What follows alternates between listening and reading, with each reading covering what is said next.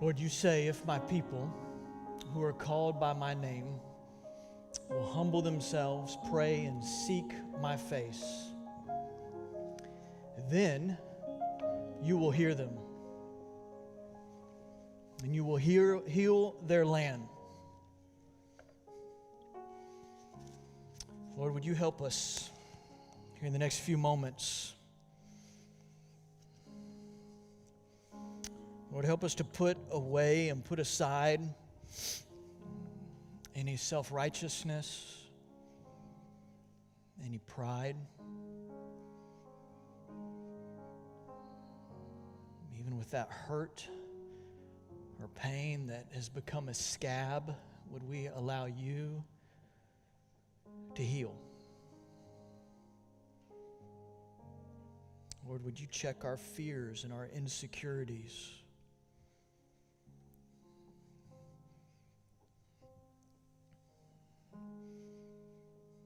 Would you help us to lay aside our ego?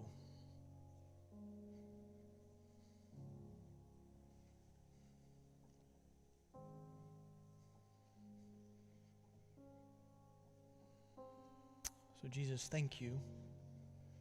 Thanks for your word. Thanks for your song. Most of all, thanks for your presence.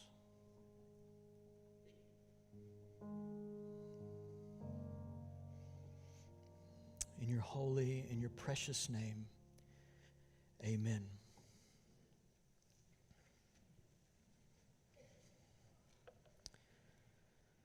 I don't mean to get real heavy on you, but we're singing this song, and the message this morning, the passage this morning, it's hard. And, man, Jesus has been working. You know, there's this... They teach you a few things at seminary. They actually don't teach you what they probably should teach you. One of the things, though, I remember that was great advice from one of my professors is don't ever preach something that hasn't been baked in you already. And so the cook was at work this week. I ain't the cook. I do have a meal for you. But this is a heavy passage, and we're singing Lord, Send Revival, which means we genuinely have to kind of check ourselves if we really mean that. And so here's what I'm going to ask you to do this morning is to be a worm. I'm going to ask that you'd be a worm. Like Psalm 22:6 says, I'm a worm, not a man. And I'm going to explain to you why it's even better to be a worm than it is to be a wildebeest. And let me just break it down for you. We probably don't think, literally and metaphorically, worms are beneath us, right? We don't really think about the value of a worm or even the disposition of a worm. But worms, actually, they provide for us almost all the sustenance that we could ever imagine. Like they are basic and essential to everything that they do. They produce soil health. They repair damaged soil by breaking down the pollutants that are in it. They cultivate the soil where we grow things, and yet they're small and they're humble, and they even have a reputation for being dirty, but they actually clean things up. Wildebeests, on the other hand, which unless if you've been to a zoo, you haven't seen them in North America. They're a herding animal. They're basically like a cow with just a really ugly looking cow with a really sour disposition. And although they're not known for attacking humans, they have eaten a couple humans before. But they have an unpredictable temper when they're threatened, to the point that they are known to react with deadly force even to the most fierce predators, even lions. I mean, who killed Mufasa in The Lion King? Right? Wildebeest. And so it's better to be a worm than a wildebeest. And as Christians, we are to bring health. We're to break down the pollutants in a messy world. We're to walk in humility, not with destructive force when we're threatened and insecure. And so with all politeness, we really need to remove any self-righteousness from ourselves this morning. So we're in this series about connecting our Sunday faith to our Monday work. Like God longs for His glory and His design in us to be expressed in and through us in the work that He's given us. Like we're called, right? Our vocation, your vocation is the same as my vocation. That's to glorify God and pursue people. We're called to be followers of Jesus. And He gives us this profession or professions, and that may be in the home, that may be educationally, that may be in politics, that may be in the marketplace. And He wants our vocation to be expressed, our calling to be expressed in our work, in our profession. He gets great glory out of that, and we get great joy. For Him to get great glory, though, this morning, we're going to really have to heed what He has to say. So if you have your Bibles, I want you to turn to Matthew chapter 5. We're in the very last portion of chapter 5. Again, the Sermon on the Mount is Matthew 5, 6, and 7. We're in the very last couple portions of Matthew chapter 5, verses 38 through 48. And let me remind you, here Jesus is always more interested in the inward nature and condition of our heart than the outward behaviors that we may express. The inward nature of our heart informs those outward behaviors, and so He is not so interested in us just getting it right behaviorally. He wants our heart to be changed. And so here's what He says. Let me just read 38 through 42 first, and then we'll come back to 43 to 48. So 38 through 42. You heard that it was said, an eye for an eye and a tooth for a tooth. Now, there's this pattern that we've been seeing that Jesus calls back to some Old Testament command. It might be from the Ten Commandments. It might be another command. Here, this is the eye for an eye, tooth for a tooth. That's called the Lex Talionis. That was a law. It meant the law of the tooth. And the Lex Talionis, it provided checks and balances to punishment. And you may be thinking to yourself, an eye for eye, that sounds really harsh, but the reality is that's pretty just. That's pretty equitable in many ways. None of us want to lose an eye, but we probably shouldn't take one either. But what was happening is that the punishment wasn't fitting the crime. And we may not have a tremendous, we probably don't think about it maybe in the same way that other countries would. In America, our justice system, far from perfect, but it's as good as I have ever seen anywhere in the world, and it's actually modeled after the Lex Talionis in many ways. But if you go to Cuba, and if you're a Cuban and you get in the wrong taxi, you don't get into a Cuban taxi and you get into a foreign taxi, you get put in jail. Now that sounds crazy, right? The punishment doesn't fit the crime. And what the Lex Talionis was doing was making sure that there were checks and balances with wild revenge. It taught equitable justice. So it wasn't a bad thing. Jesus saying, okay, you've heard it say that eye for an eye, tooth for a tooth. There should be justice. And here's what He goes on to say. But I say to you, and we've heard that a few times, right? It's that reminder for us that when Jesus speaks, our understanding is not a prerequisite for our obedience. Okay? But I say to you, do not resist the one who is evil, but if anyone slaps you on the right cheek, turn to him the other also. And if anyone would sue you and take your tunic, let him have your cloak as well. And if anyone forces you to go a mile with him, go 2 miles. Give to the one who begs from you, and do not refuse the one who would borrow from you. But I say to you, don't resist the one who is evil. So this idea of not resisting the one who's evil is saying don't set yourself against that person. Don't try to take revenge on that person. Don't try to get even or pay back. The point is you don't answer wrong with wrong. You don't pay back wrong with wrong. Even if you are accused of doing something you didn't do, or your coworker, your supervisor blames you for a problem, a parent reads you the riot act because you didn't meet their expectation for their kid in their classroom, or your spouse didn't get the reaction that they wanted and they lash out, or somebody whips into that parking spot that you've patiently been waiting on at Target and they get it before you do. This is hard, right? I mean, some of those instances are funny and we just kind of play them off like there's nothing wrong with our heart, right? But those are hard. And when we feel like an injustice is being done to us, our immediate response to ill treatment is often ill treatment. It's often to get even. So we got to be really careful when addressing our immediate reactions.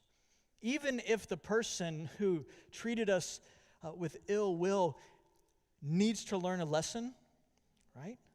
Or justice needs to have its due, know that our response will always be tainted by our fallen nature. Our response will always be tainted if we just immediately respond out of ourselves. And Jesus wants us to address even the most subtle reactions, our expressions that maybe seem more restrained than others, still reveal the nature of our heart. Like when we withhold something from somebody intentionally, or when we ignore someone or something, or when we choose not to invite somebody or something just because we want to get back at them. See, here's one of the problems that we've got to acknowledge, we've got to wrestle with, is that we will always lean toward the assumption that people are intentionally coming after us. We always think that. I mean, and in our fallen nature, we assume that we're the victim. That people are trying to hurt us, and if that's the case, we're already starting at a disadvantage with our response. We're allowing our fallen nature to kind of raise its head and speak to that. I think it's also true that once we're hurt in one situation, we have the tendency to paint every other situation similar with the same brush. And boy, that's dangerous too. And I think that's why Jesus is calling for us to do something that is against our nature, that is completely otherworldly. And even in verse 39, when he says, "But I say to you, do not resist the one who is evil," that this idea of the person who is evil, he's not talking about Satan. He's not saying that they're an evil person. He's talking about the person who is doing evil. Again, it's encouraging us not to look at people as the enemy. And that's so important, because what Jesus is about to ask of us in this passage is next to impossible if we constantly look at people as evil. And again, let me just remind us that Matthew 5, the ethic that we've seen Jesus talk about over and over for 4 or 5 weeks straight, is that he values people, that people have worth. That they ought to be treated in a way where not restitution takes place immediately, but where reconciliation happens. So here's what Jesus is asking of us. And I mean, again, this is hard. It's been baking in me all week. And so I'm coming to you from really, I think, a humble position of I haven't gotten it all right, which doesn't disqualify me from just telling you what Jesus says about it, okay? So this is what he says. He says, But if anyone slaps you on the right cheek, so most people are right-handed, right? So, you think about that would hit the left cheek. Here's the picture that he's giving, is that somebody is being backhand. There's this insult, there's this public insult, which in Galilean culture would have been what he's talking about here. If somebody openly calls you out and insults you. in front of people that maybe that they know you and you know them and they love you. They dismiss you, they insult you. And what does Jesus say? Here's my other cheek. I know that this never happens on social media. You know, when we feel insulted, maybe even for good reason, and we fire back with our tainted injustice, you know. But here's Jesus saying, surprise them. Surprise them and deliver your other cheek to them. Again, Jesus calls us to be gracious among the haughty, gracious among the prideful. Better be a worm than a wildebeest. He goes on in verse 40, he says, if anyone would sue you and take your tunic, let him have your cloak as well. Now, for most of us, we're like, man, I got a closet full of clothes, right? But other than a person's undergarments, like they didn't have a closet full of cloaks and tunics. They didn't go to Macy's, and they didn't go to Dillard's, and they didn't shop on Amazon if they lost something. Like they didn't have all these different, most people didn't have all these different styles and designs. They didn't have closets or storage bins back then, by the way. So they just wore what they had. And so here's this picture, and he's saying, you know, if they're asking you for your tunic, even in an unjustified way, give them your cloak too. Just let them have it. Give them more than they ask. This is the essence of generosity, but it's the essence of generosity doing it in a context where people who disagree with you, who offend you, who are even taking advantage of you, and you say, here you go. I heard again this week a story that I had heard for the last couple years about a friend of mine who lived in Argentina. She recently passed away, and as God is my witness, I've heard this from like half a dozen different people, all the same story, and it's amazing to me. And knowing this woman, this is exactly her nature. She and her family were living in a home in Argentina. Two guys knock on the door. They come down the stairs. They open the door. These two guys put a .38 to him. They take him into the living room.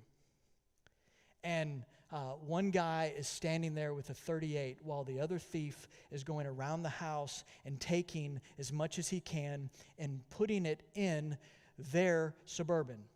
This Argentine family's house, their Suburban. And this guy's just holding a .38 to their head. And she says, while the .38 is being held to their head, hey, I've been making lunch. Would you guys be interested in a to-go box for some lunch? Now, I know this lady. This sounds exactly like this lady.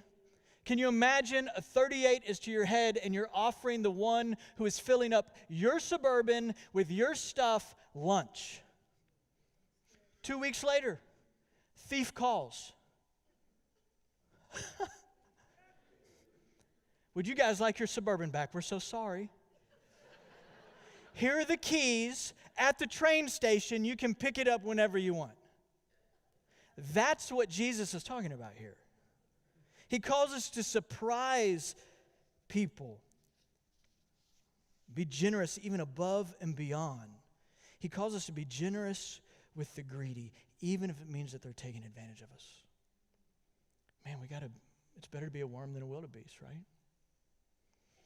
He goes on in verse 41, it says, if anybody forces you to go 1 mile, go with him 2 miles. So, you know, this phrase that we use, go the extra mile, here's where it comes from. It was a biblical phrase. You know, it was Roman law that if a soldier asked you to carry his equipment, that you would have to do that for 1 mile. And Jesus is saying, hey, surprise the soldier and do it for 2 miles. He's saying, be one of those second mile servants. That's hard, right? He calls us to be that second mile servant in a self-centered world. A second mile servant in a self-centered world. What would this look like in the marketplace? What would it look like in education? What does this look like in your family? I mean, you got a client, and you go over and above what that client is asking of you. Well, certainly that makes your company look really well, but it glorifies God. You're an educator.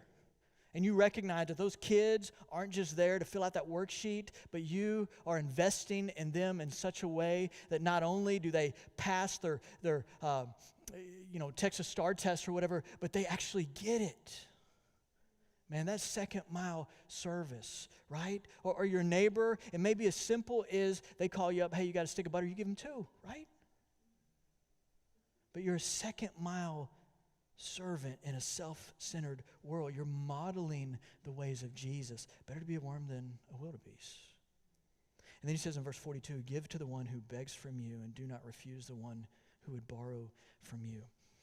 So this isn't just suggesting that you let people borrow your lawnmower or your car when they ask nicely. That would be assumed. This is suggesting that you give to people who are demanding that they have a right to what you own. That there's this entitlement that they're bringing to this, and they say, I know this is yours, but I think I should be able to use that anytime I want to. And Jesus says, surprise them and let them borrow it. And I'm sure there are limitations with some things, but generally speaking, Jesus is talking about this posture of selflessness. Again, Jesus calls us to be selfless even with the selfish, right? Better be a worm than a wildebeest. Say, okay, stop with the worm and wildebeest thing. Okay. Psalm 22, 6, 7, and 8. He says, but I am a worm and not a man, scorned by mankind and despised by the people. All who see me mock me. They make mouths at me. I don't know what that is. I think that's so funny. Like, and I have a 3-year-old, so I totally get it. They wag their heads. But they say, he trusts in the Lord. Let him deliver him. Let him rescue him, for he delights in him. Again, Jesus calls us to be humble even when we're crushed sometimes. Why? Because he wants people to see a picture of the gospel in us and through us as he's delivering us. And seriously, I mean, isn't this the picture of Jesus on the cross? Scorned, crushed. I mean, that's what the Sermon on the Mount is about, is would you put yourself on the cross before a watching world so that Jesus can be glorified? I know it's hard. And then he says this, all right? Like, let's keep reading. Verse 43. And note too, I mean, here what we're about to find out is that he's calling us to action before he's calling us to feeling. Again, it's always easier to act your way into feelings and to feel your way into actions. And that's not to diminish the need to seek to listen before being heard. But Jesus clearly knows that for our heart to be moved, our hands have to move too. Our feet have to move as well. We act our way into feelings rather than feel our way into actions. And so in that moment when we're triggered, when we find ourselves at that fight, flight, freeze, or appease, that brain for one place, when we're evaluating those experiences as good, bad, or scary, Jesus says, decide beforehand to respond in a godly way, in the Jesus way. That's why he sets us up in 38 through 42. And now, man, this is hard. He says this. You've heard it said, you shall love your neighbor and hate your enemy. But I say to you, love your enemies and pray for those who persecute you, so that you may be sons of your Father who is in heaven. For he makes his sun rise on the evil and on the good, and sends rain on the just and on the unjust. For if you love those who love you, what reward do you have? Do not even the tax collectors do the same?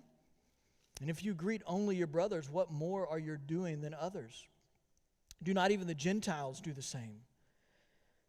You therefore must be perfect or complete as your heavenly Father is perfect. So love your enemies and pray for those who persecute you. That idea is to pray for those who cause you grief, And note the point that Jesus makes here in verse 45 as to the why. So that you may be sons of your Father who's in heaven. I mean, this is a supernatural response, 46 to 47. I mean, it's a supernatural love that goes beyond our comfort, duh. But it goes beyond our ego. And I need you to know this isn't going to happen in our own strength. If you want to see what it looks like in people's own strength, turn on the news. I mean, this is hard when people oppose us, when they trash talk us, when they disagree, maybe on a subtle point that we think super important, or who continues just to talk behind our back. And we think to ourselves, man, shouldn't I be able to defend myself? And Jesus is saying, this is where we have to check our ego. You've heard me say 100 times, your feelings don't get hurt, your ego does. Right? And that's what Jesus is saying here. That when we start to want to defend or start feeling insecure or threatened, that's when we got to look at our ego and say, Jesus, we need you to inform it. That's why it's hard to lay aside our ego's desire to get even, to get ahead. It's hard to not allow our ego just to start tearing things down. And I think that's why Jesus is so quick to point out our propensity to tear things down, rather than to build people up. I mean, this is the essence of cancel culture, right? We hate cancel culture, don't we? But what about the church? Like, we participated in it all the time. And that's who Jesus is talking to here. I mean, we become so quick to demonize people and groups, and it's amazing how we can have a disagreement about something and just immediately dismiss or cancel them out. And when we do this, the reality is we're just kind of showing our self-righteousness off. We're going in the opposite direction of what Jesus is teaching here. Again, it was just a few verses back in chapter 5, verses 13, 14, 15, 16, where Jesus calls his church to be salt and light. Where? In a tear-down culture. And we tear people and institutions and traditions and political opponents and monuments and Christians we disagree with. I mean, I'm amazed a Christian that maybe sneezes differently than we like and doesn't say, pardon me fast enough. We just cancel them out and everybody that's sitting around them. And we become so comfortable with this cancel culture that sometimes it doesn't even matter what we're tearing down, as long as we're tearing something down. And some of us even think that if we're not crushing people that are at odds with our viewpoints, then we're not being faithful. And this is not Jesus' philosophy. This is postmodernism. This is deconstructionism, which offers little substance beyond an attack on the status quo. They'll present this cynical view of something without anything hopeful. Rarely is it coherent. No vision for the future. And they just assume that by tearing something down all the way, and if we just keep canceling it, something beautiful and better is going to rise out of the rubble. What?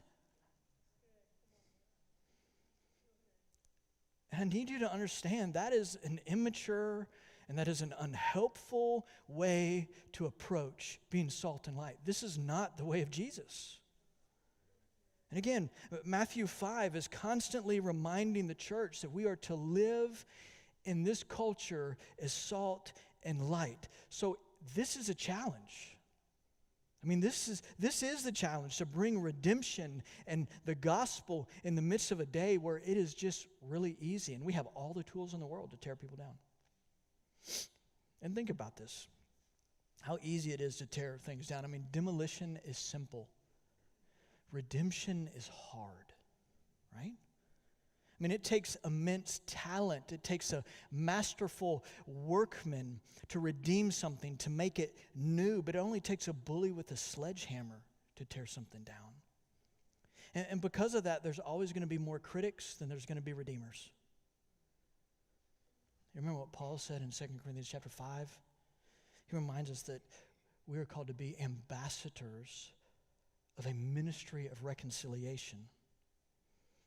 Not to always cancel and criticize, but to reconcile. And today, I mean, we talked about this a couple of weeks ago. Today, when anger and outrage is virtually a bankable currency. I mean, there's this tendency for us to become fixated on tearing down groups and individuals.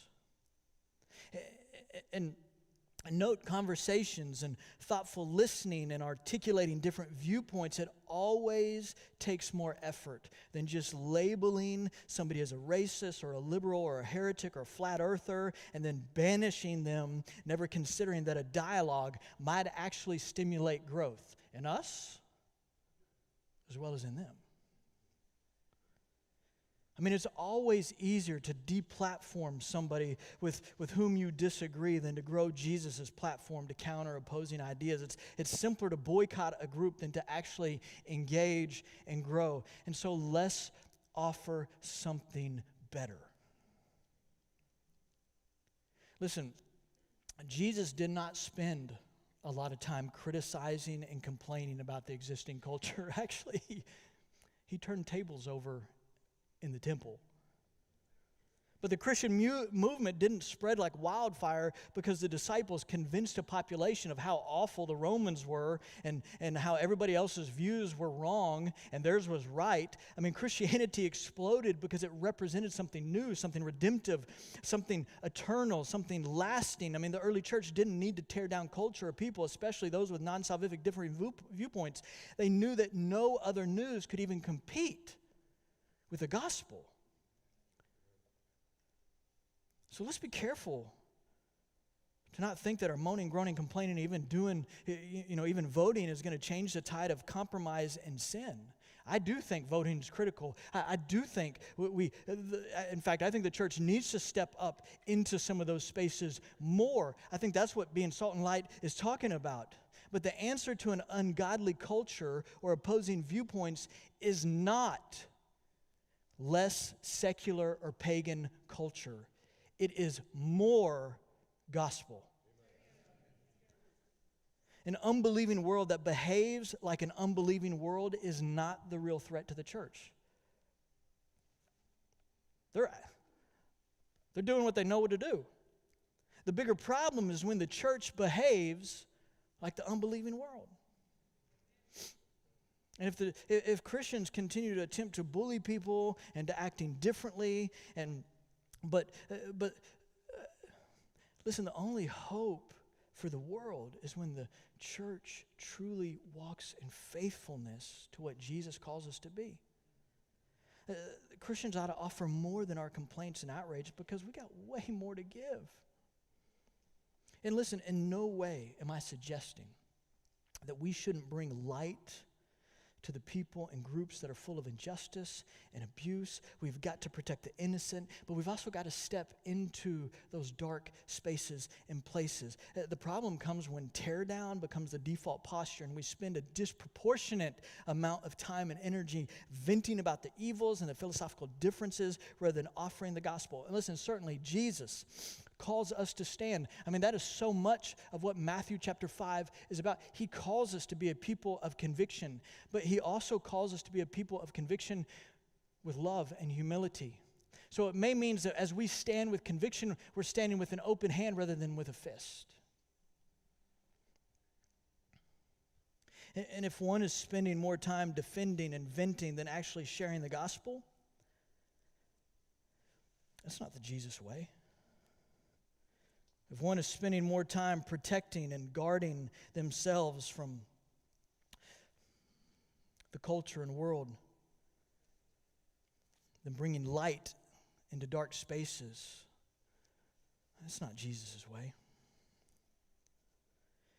You know, I heard this week. When things get dark, don't blame the darkness. Instead, ask why the light isn't shining brighter. We're not called to complain. We're not called to express our outrage of darkness. We're called to be a light that dispels that.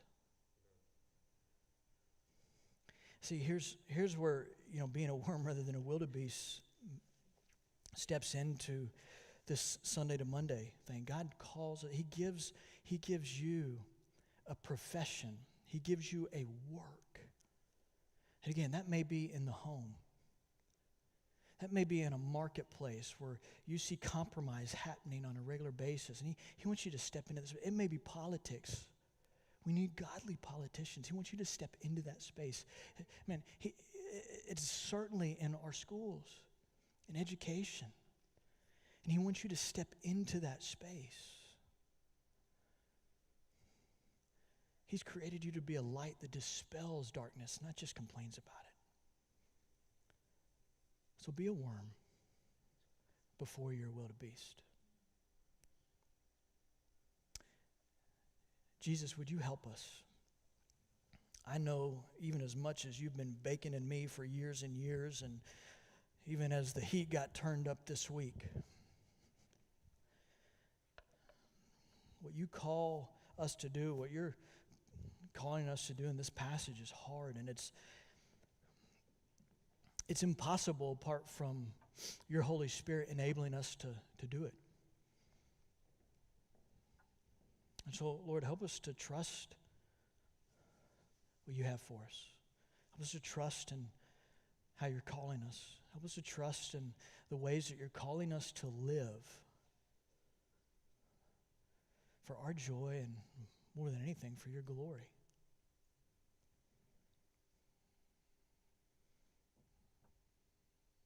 In your holy and your precious name, amen. Let me invite you to stand. We want to give you a few minutes to just have a chance to respond. And it may be that you need to respond to this message. It could be that there's other things that have been going on in your life and you need somebody to pray with you, to walk with you, to encourage you. And the church was designed to do that. Our staff would love to have that conversation with you. So as we sing, would you move